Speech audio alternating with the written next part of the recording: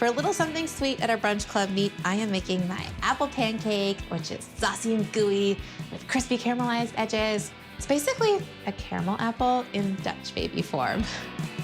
To get started, I'm peeling a Honeycrisp apple.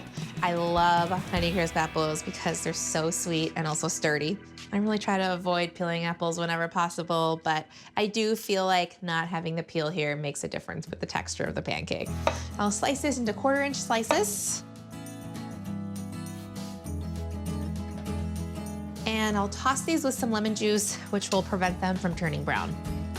I'll set these aside while I get going on my caramel sauce. I'll heat up a skillet. This is an oven-safe skillet since eventually it's gonna be going into the oven. I'll melt a couple of tablespoons of butter and add a 1/4 cup of maple syrup. Maple syrup is so nice in the fall. And you've gotta have syrup on a pancake. And 1/2 cup of brown sugar. 3/4 of a teaspoon of cinnamon, and a good pinch of salt necessary for any caramel. I'll stir this around and let everything come together and the sugar melts. Ultimately, this is gonna become the top of the pancake because once it's done baking, I'll flip it over to serve, and that way you can see the caramel and all the apples. It's gonna be so cool. Okay, the caramel is starting to bubble. I'm gonna add the apples. All right, I'll fold these in and let them start to soften. I'm excited about caramel apples in this form because they're a little cleaner to eat because you eat it with a fork and knife, and you have the carby element of the pancake stuck onto it. Yeah, this is gonna be clutch. This is gonna be my insurance policy in case any of the caramel bubbles over the side of the pan. I'll stick this in the oven at 450 degrees for about 5 minutes while I whip up my pancake batter.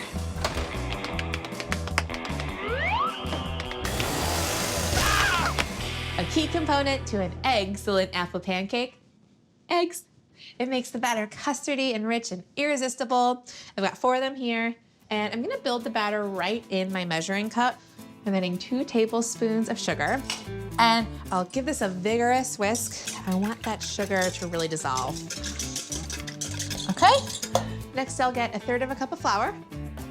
Not a whole lot of flour, but this isn't your typical thick, fluffy pancake. It's more dense. 1/2 cup of buttermilk, a little vanilla, some nutmeg. Nutmeg is a nice friend for apples. Some cinnamon, and lastly, some kosher salt. I'll whisk this until it's smooth.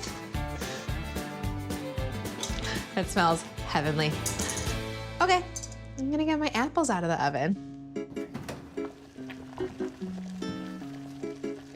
I could smell this all day.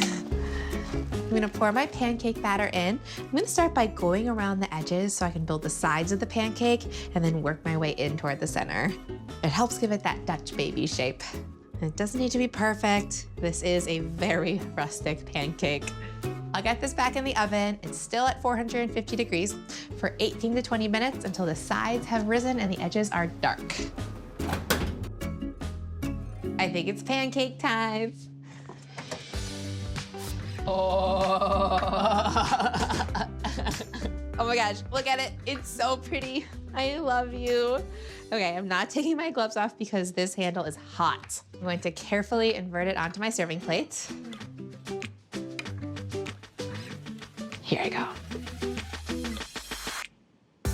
Oh yeah, that is saucy. It's so gooey. Oh, but it needs flaky salt. That is one rustic pancake. No one's gonna know if I take a bite.